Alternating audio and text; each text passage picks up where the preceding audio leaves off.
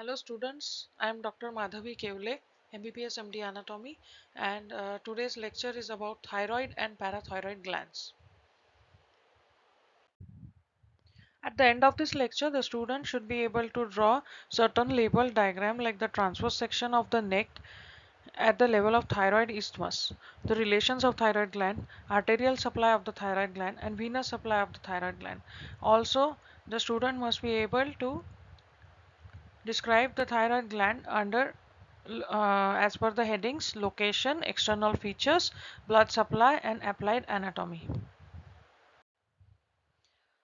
Also the student should be able to write certain short notes why the thyroid gland when the thyroid gland is removed, why is it removed with the along with its true capsule, why the thyroid gland moves during swallowing, and where should the superior thyroid artery and inferior thyroid artery be ligated during thyroidectomy? Also, what are the symptoms when there is massive enlargement of thyroid gland? And let's begin.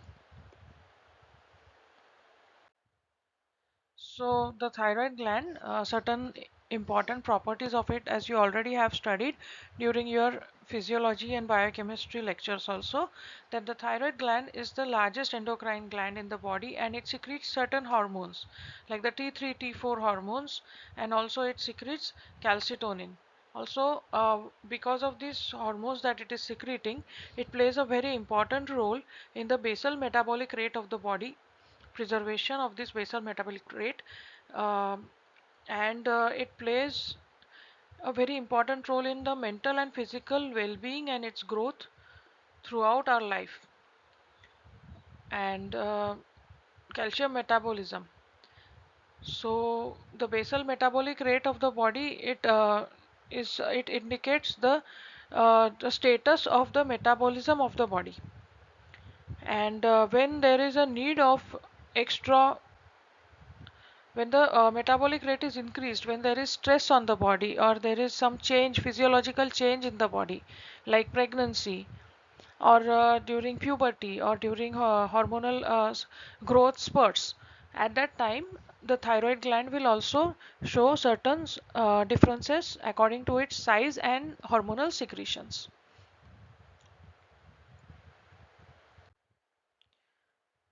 So what are the unique features of this which first year MBBS student should know? The gland lies very superficially, so you can easily palpate it. It has a very rich blood flow, which you should always remember. Especially during surgery, one surgeon has to be very cautious regarding its blood flow and how to manage the bleeding during surgery. And also some diseases like enlargement of the thyroid gland, which is called as goiter, is very much endemic, means it is very much prevalent in certain parts of India, central India especially. So patients will be coming to the general OPD. And also that this gland, it's a hormone secreting endocrine gland, but it is its unique feature is that it is, I think, only one gland that takes raw material from the external environment.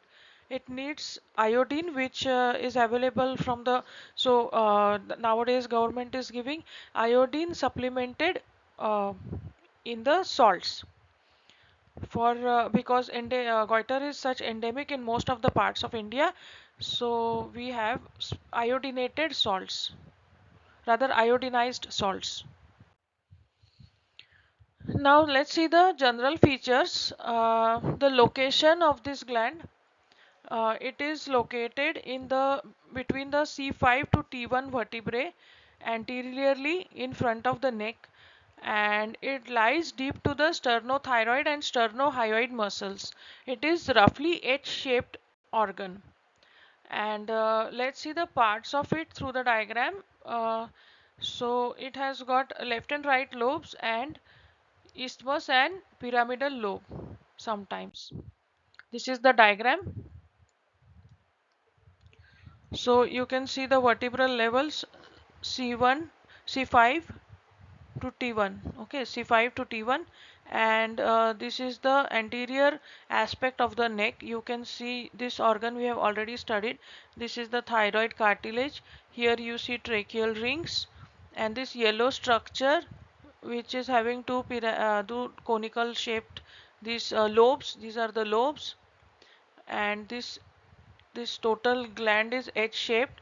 This horizontal bridge-like part in the middle, this is the isthmus.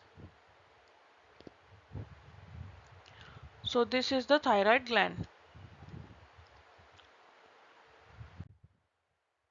So now the rest of the general features you should know.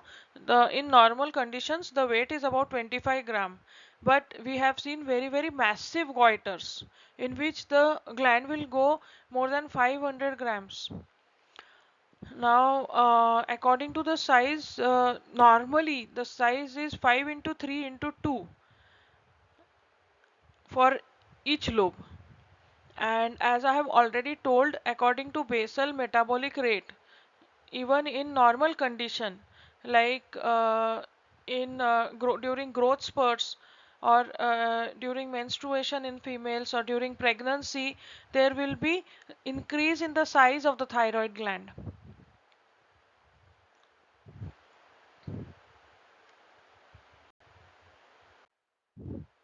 Now the thyroid gland is covered with two capsules. The inner capsule is the true capsule and the outer capsule is the false capsule. The true capsule is formed by the fibrous stroma condensation and the false capsule is derived from the pretracheal fascia.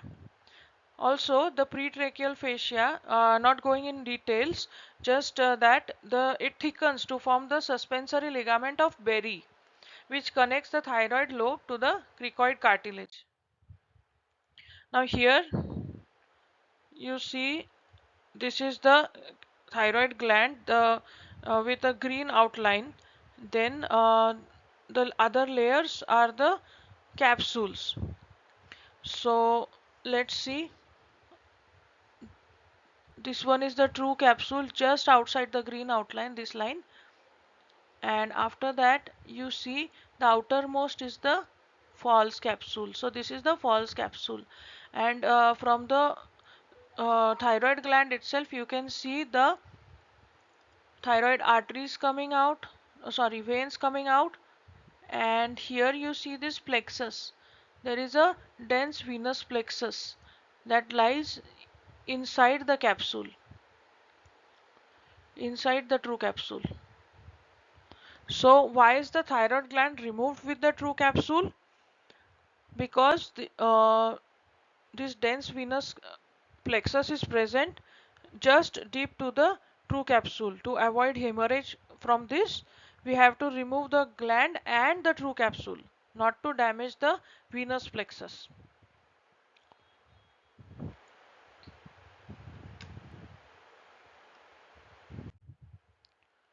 So now another question which is related to the capsules is why the gland moves up and down during swallowing. Because of the answer lies that because there is this false capsule which is derived from pretracheal fascia, and this pretracheal fascia extends upwards towards the thyroid cartilage and the hyoid bone in the midline, and this pretracheal fascia is attached to the thyroid cartilage and hyoid bone.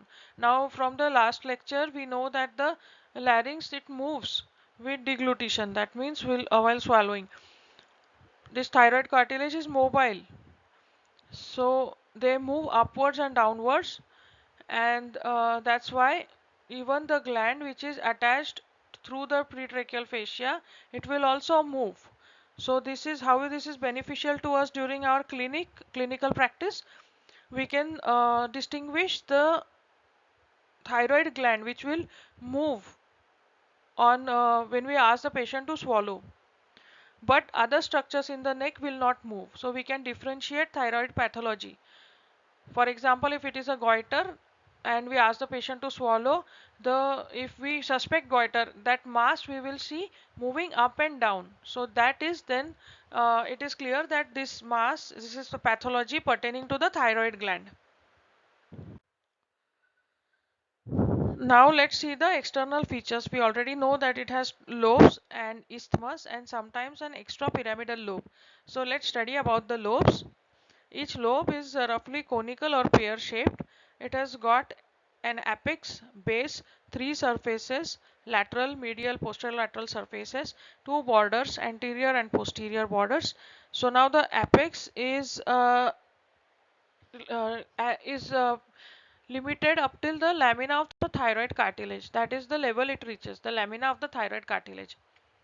And the base, it reaches up to the fourth or fifth tracheal ring.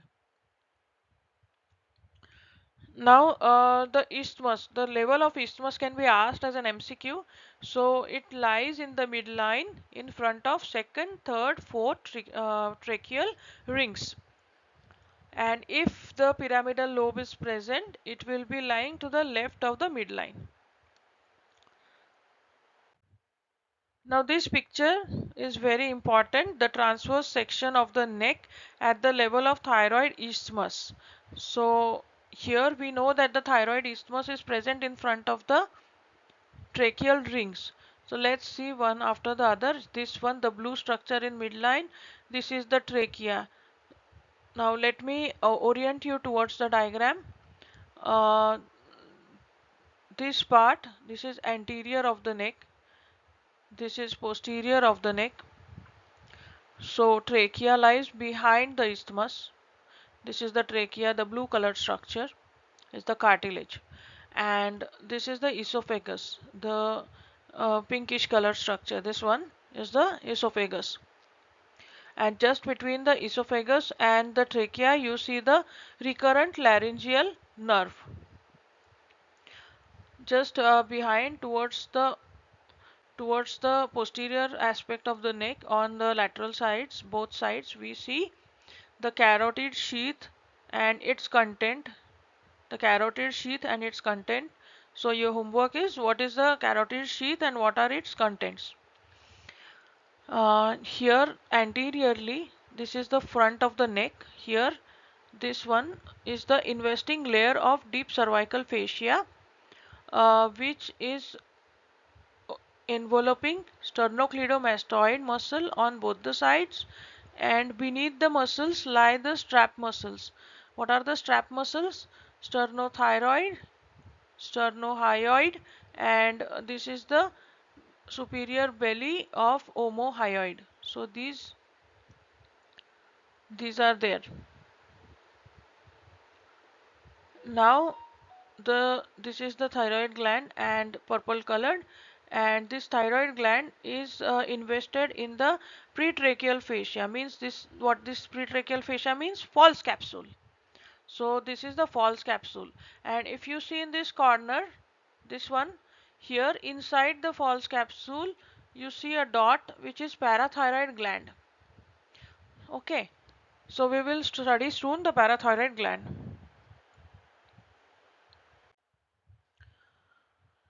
So now let's see the relations of the lobes that we have already seen from the diagram.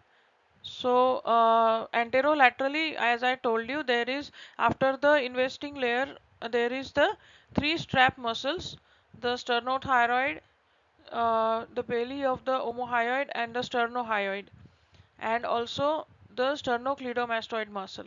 Posterolaterally, as I have shown you, there is carotid sheath with the common carotid artery, internal jugular vein and the vagus nerve, which are the contents of the carotid sheath. And it also contains ansa cervicalis. So where did we study this ansa cervicalis in relation to? What is this ansa cervicalis?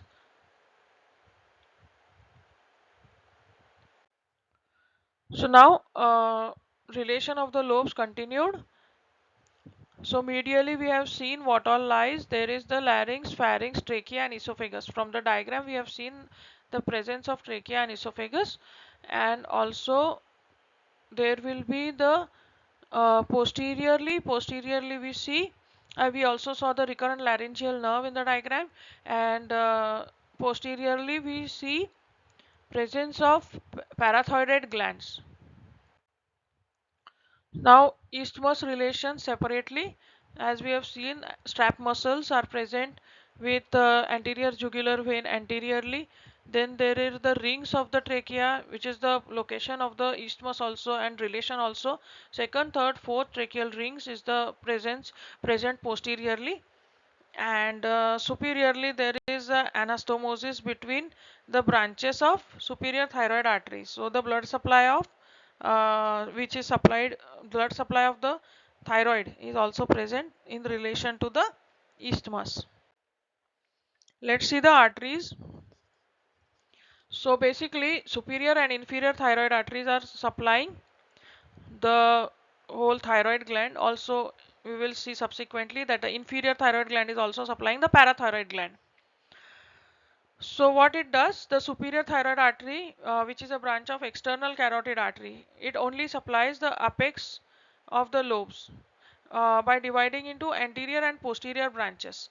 Now very important point here is that the superior thyroid artery is in relation with the external laryngeal nerve, and the inferior thyroid artery is related to the presence of recurrent laryngeal nerve very near it. So why is this important to know? Let's see in subsequent slides. So here you see the blood supply, the superior and the inferior, how they are coming from the external carotid artery and for making an anastomosis, dividing into two branches, and here is the anastomosis you can see. Let me show you. So here you see this superior thyroid artery, it is giving two branches, and this is the inferior thyroid artery. Yes, it is coming from the thyrocervical trunk.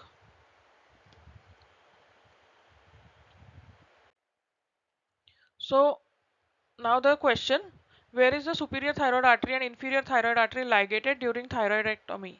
So as we have seen, the superior thyroid artery lies towards the apex and it is related to external laryngeal nerve. So and near the apex what happens, the superior thyroid artery is going away, so it is going away from the external laryngeal nerve. So we should ligate the superior thyroid artery as close to the apex as possible, and the recurrent laryngeal nerve, it is lying in relation with the inferior thyroid artery, and where they lie near the base. That's why the inferior thyroid artery should be ligated away from the base as possible to avoid injury to the recurrent laryngeal nerve. So this is asked as a short note. So the superior thyroid vein, it drains the superior poles of the thyroid gland. The middle will drain the middle part, and the inferior will drain the inferior parts, inferior towards the base of the lobes.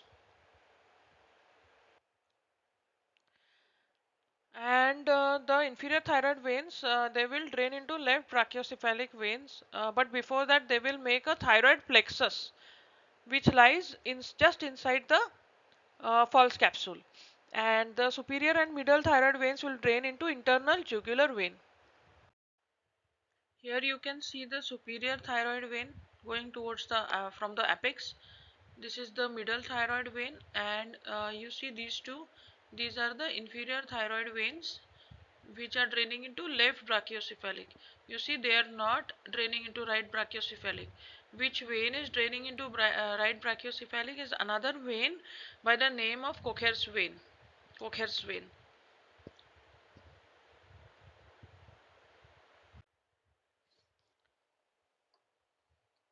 The lymphatic drainage, so there are the vessels which pass to prelaryngeal, pretracheal and paratracheal lymph nodes, and they drain into superior ones, the prelaryngeal drain into deep cervical lymph nodes, and pretracheal and paratracheal drain into inferior deep cervical nodes.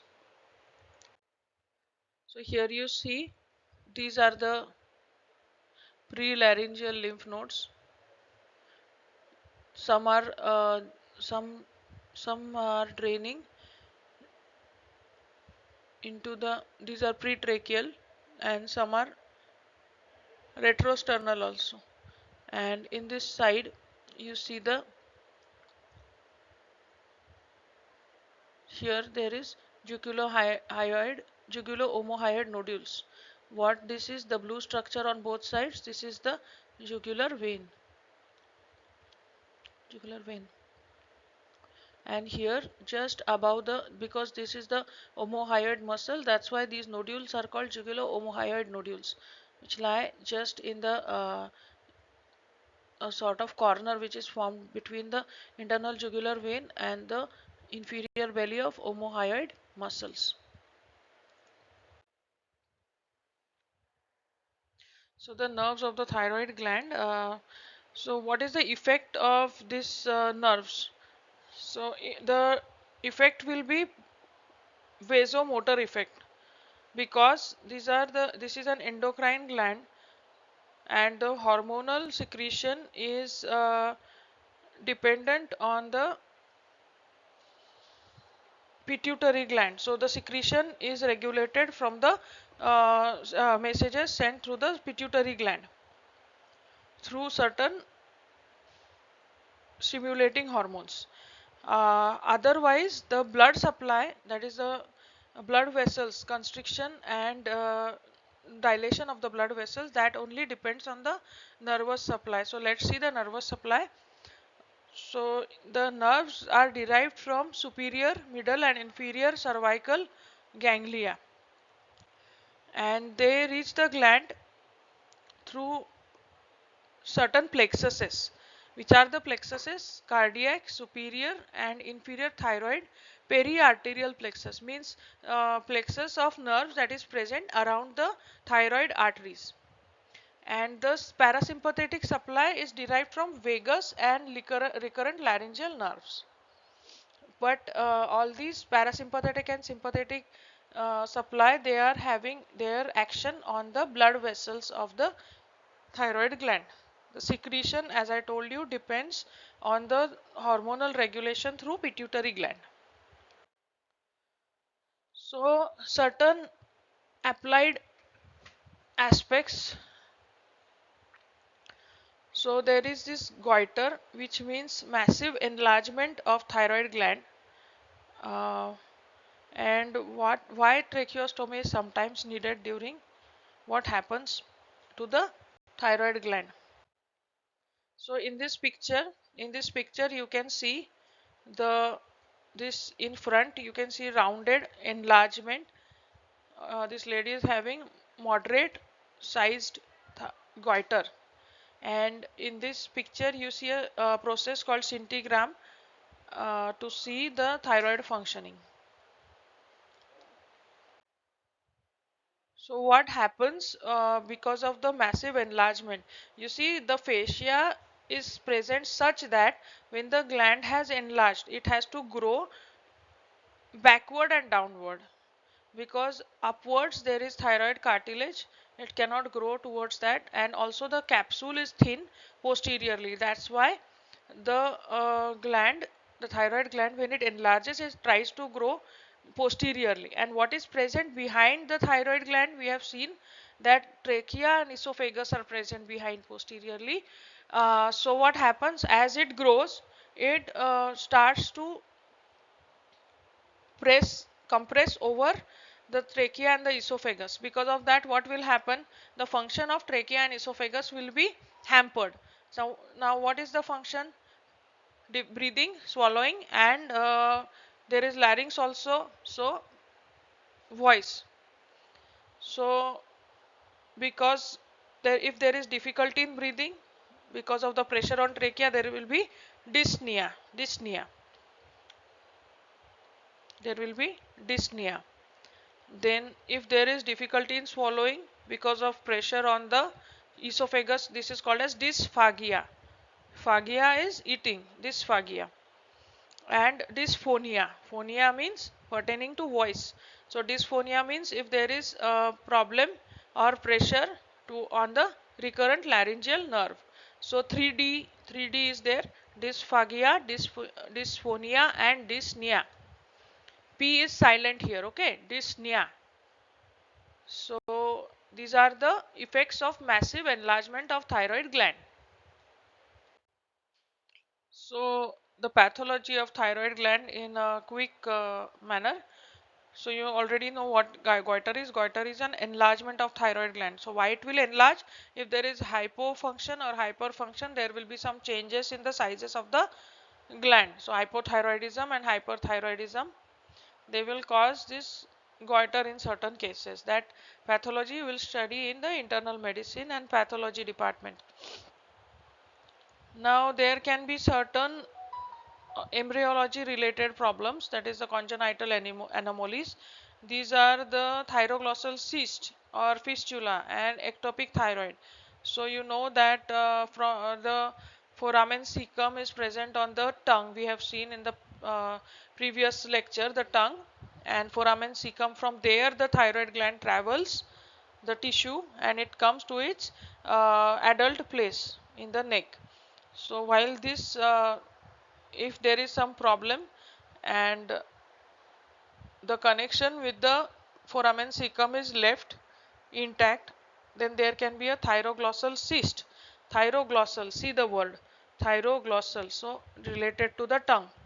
So there can be a thyroglossal cyst, and if it is not treated in time, it becomes a fistula. That means there is infection in this thyroglossal cyst. Now there can be certain tumors which will compress, it can be malignant or benign, which will compress the neighboring structure and invade the surrounding structures. Now in this picture you see the exophthalmos, means how the eyes have become because of hyperthyroidism. So parathyroid glands, these are four in number usually, and they are oval, and they are present external to the thyroid capsule on the medial half of the posterior surface of each thyroid gland. So to the true capsule, they are external to the true capsule and inside the false capsule. And what they do, they secrete parathormone, means the blood calcium is maintained by taking calcium from the bones. So these are the these dots are four parathyroid glands, and this purple colored is the thyroid gland. So in lateral view you can see the parathyroid gland. It is present outside the true capsule but inside the false capsule. So the superior parathyroid is present at the inferior border of cricoid cartilage, and inferior parathyroid lies near the base of the thyroid gland. So again the blood supply and the venous supply, let's see, and the lymphatics. So inferior thyroid artery and inferior thyroid vein. Inferior thyroid artery supplies the parathyroid glands. Inferior thyroid vein is forming the thyroid plexus, and that is draining the parathyroid glands, and deep cervical lymph nodes are draining the lymphatics. Again the nerve supply is the same. It is derived from the cervical sympathetic ganglia, and as we have seen, it is vasomotor. Thank you very much.